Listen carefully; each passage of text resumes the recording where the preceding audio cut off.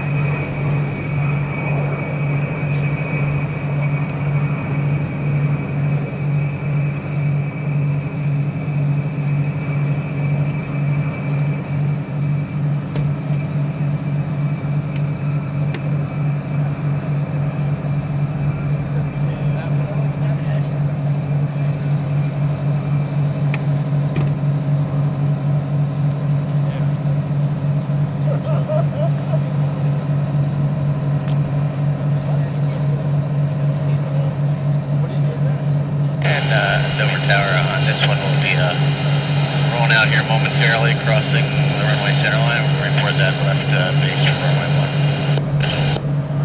1. Heavy, roger.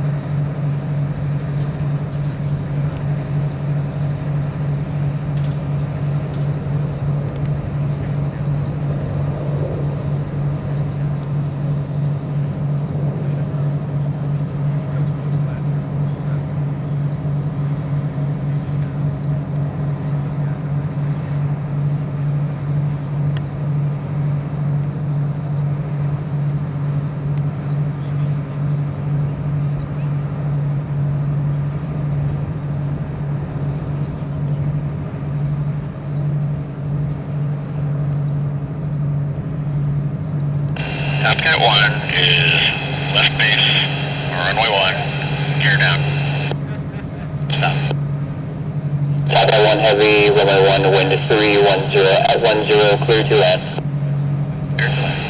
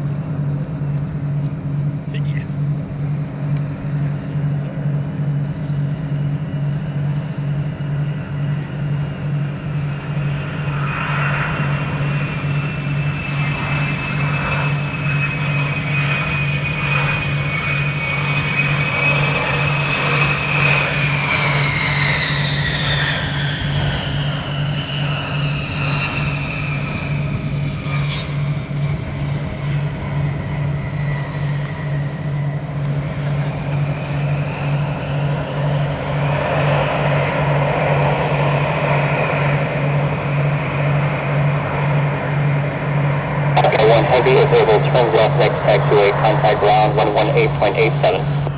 1887 will clear at Charlie, Tomcat 1.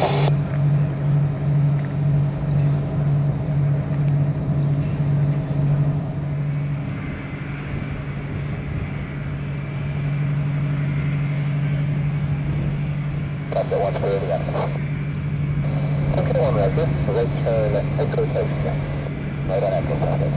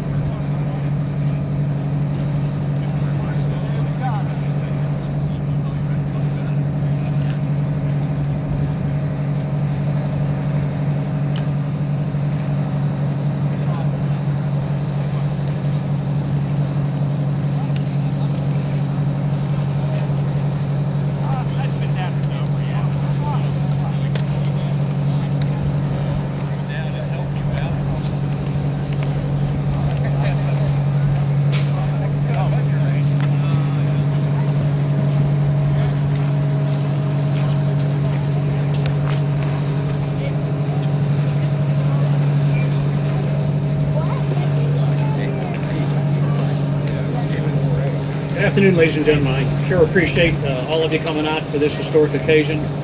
I'm Jim Leech, the curator of the Air Mobility Command Museum. I'll keep my comments short. Wow. I'd like to introduce a few people here first before we get going. Our United States Senator, Tom Carper.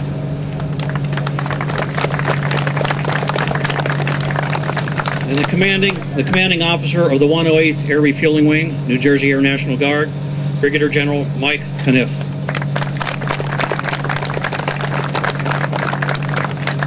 And the Vice Wing Commander, 436th Airlift Wing, Dover Air Force Base, Delaware, Colonel Dwight Sones. Colonel Sones. I'd like to thank you all for coming out this evening, actually this afternoon. What I'm going to do is I'm going to turn the phone over to the mic over to Senator Carper for just a few minutes, and then both myself and General Cunniff will make a few comments. But it's a great day. It's much better than it was yesterday in terms of weather, so we're glad that you guys could all make it out. Senator? Please remain standing. General, great to have you here. Thank you. Come on over here just for a second. I was saying to General, we were walking off the plane. I said, have you ever been here before? Tell him what you said. Not in a little while, but I've been here before. What do you most remember about the Dover Air Force Base? Do you remember I was not here the first time, right? Yes. Okay, all right. Yes. Well, we're glad you came back. And how did the plane fly? That plane's here. It's a 1957 model, so it's 52 years old. So are two of the pilots, by the way. And it's Code 1. Which is in better shape, the plane or the pilots? What do you think? 52 years old. At the age of 52 in the United States Senate, they think you're a teenager. So, well, anybody here ever been in the Air Force? Anybody here ever been in the Air Force? Okay. Anybody here ever flying an Air Force airplane? Everybody ever been an Air Force crew in an Air Force airplane? Anybody ever flown in a KC-135? Anybody ever been an air crew at KC-135? How about you, pal? I have, sir. Dan, tell them what you did. Piloting 135, I can tell you though I haven't flown the E model, but as it came through, I said there's a lot of familiarities there. One thing I did say as the general came off, I said it's got to be hard, you know, having flown the aircraft, to take that final walk down the steps of the last 135E model that's going to fly in the United States Air Force. So it's I can imagine it's pretty tough, sir. We're honored that. Where's your crew? Is this the crew over here? Guys, raise your hand. Let's give them a nice round of applause.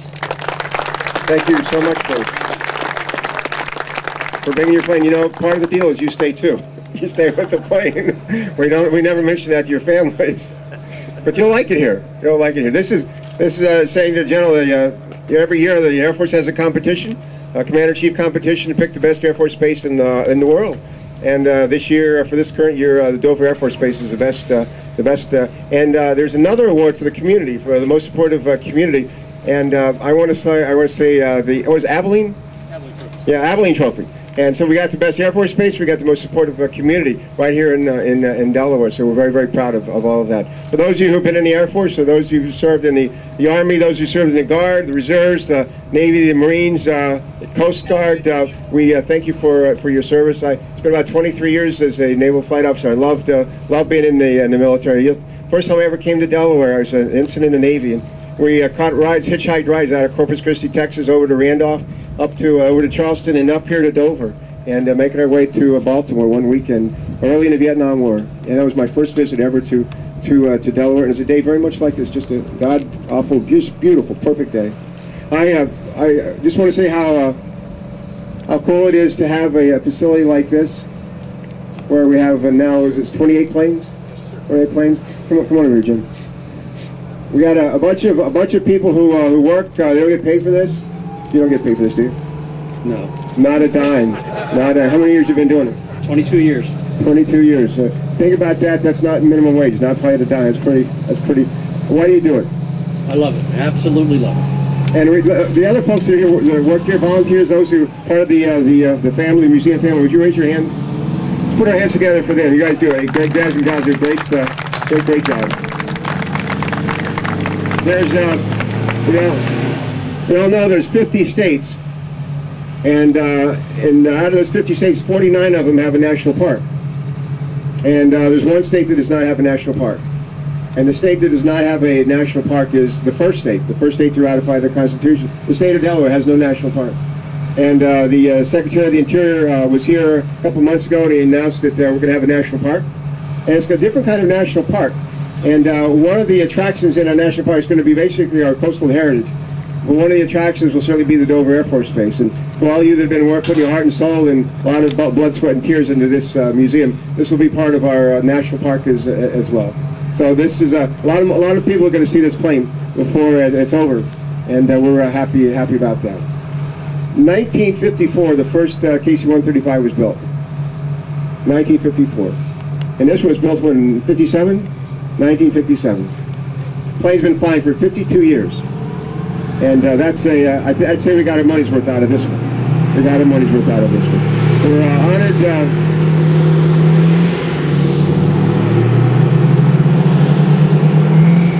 to check the emissions on that last one. I chair the Clean Air Subcommittee in the Senate. I want to talk to the driver in that last vehicle. Anyway, it's great. It's a great thrill for us to have this plane, add it to our family. And I'm happy to be here with all of you. The United States Senate is not in session today, and as a result, I could be here to celebrate this very, very special moment. God bless you all. Thank you.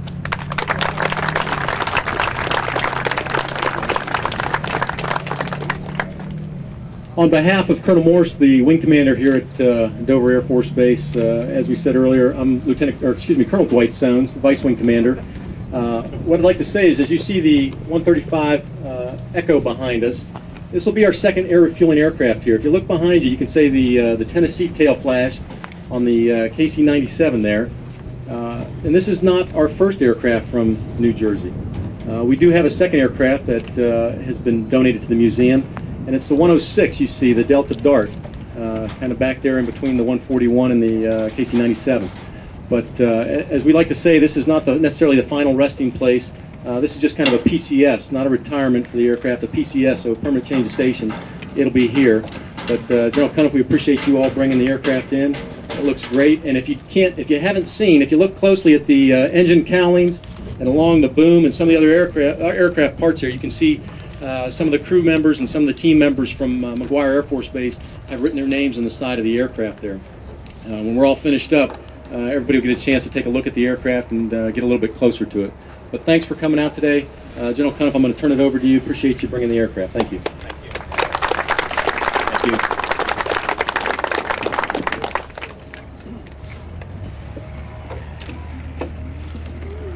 you. Well, folks, it's a pleasure to be here down to the first state from the third state. Nobody ever remembers who second is, but we're the third state, and you're the first. So I just want to tell you what kind of airplane you have here and why I think it's so special real quickly. There's only 12 E models left around the country that have yet to go out to David Moffett, the Boneyard, some people call it. And 4 of those 12 are even going to go to static displays. One at Scott, this one right here at Dover. We're going to keep one at McGuire.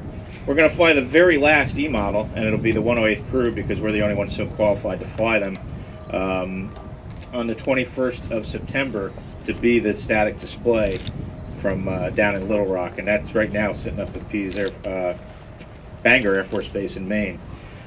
But out of those 12, only 3 of them are still been maintained over the years flyable. They haven't really been flying the E model for 3 to 4 years. There's only been 2 at Scott to keep themselves current, and this one here to keep ourselves current. The 2 at Scott are flying Monday to the Boneyard. They haven't flown in over 3 months.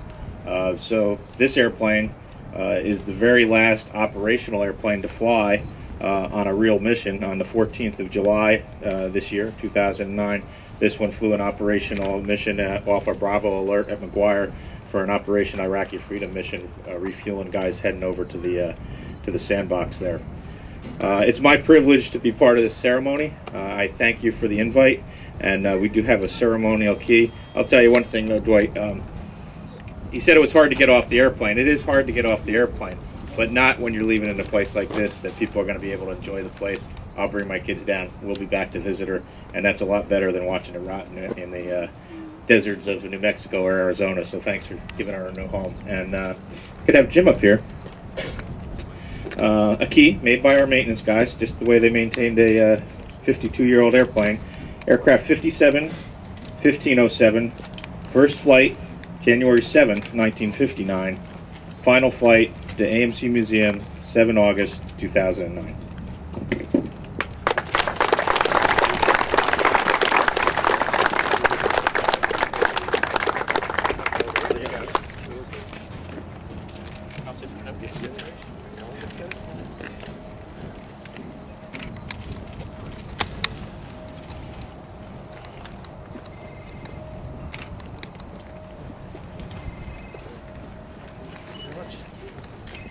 Ladies and gentlemen, if you would, you can get closer and view the aircraft. Just be careful. It just flew in. It's still active, so be very careful. Thank you very much for coming out.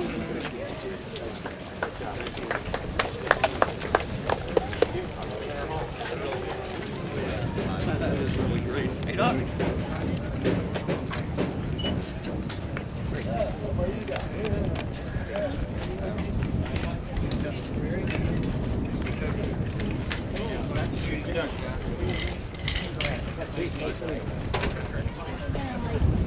Douglas, huh? No. Yeah. They'll put a thing on it.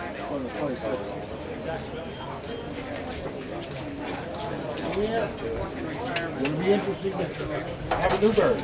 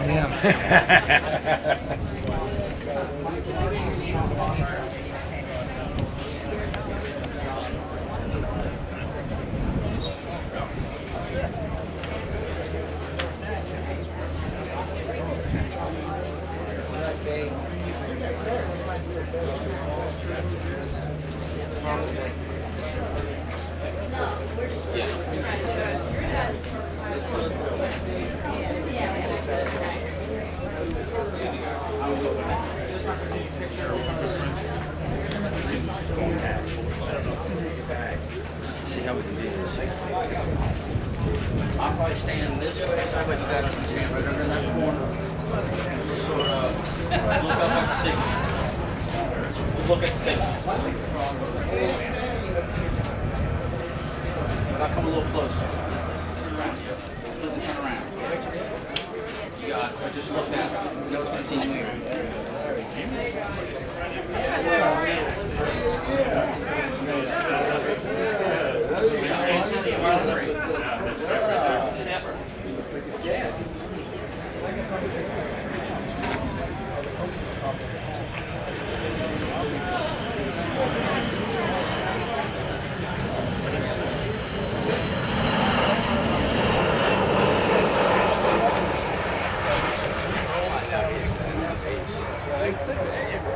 I'll see you all.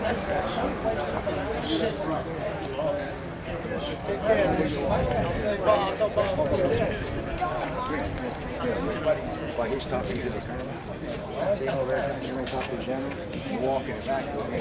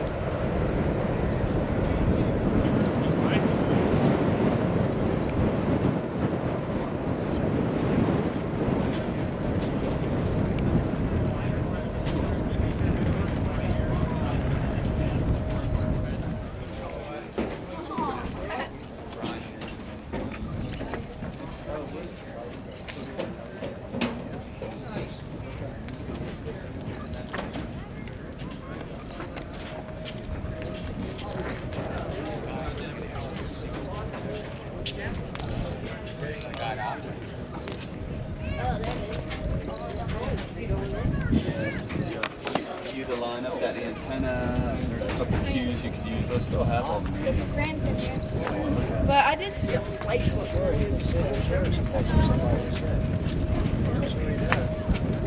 Sit back in there and look.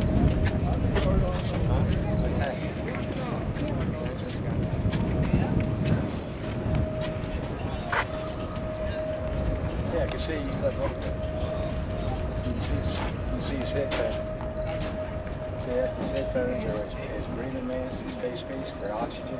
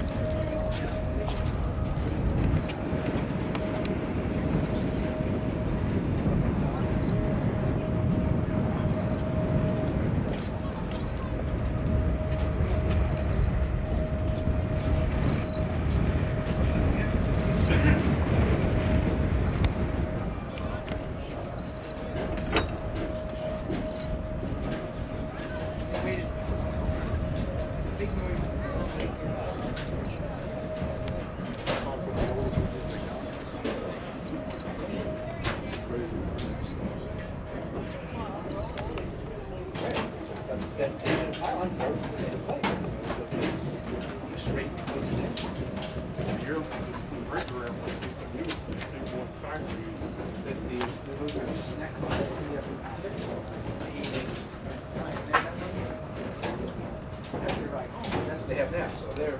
This is a garbage. They didn't want to reopen the line for. Let's go buy some more of that because they still make them here.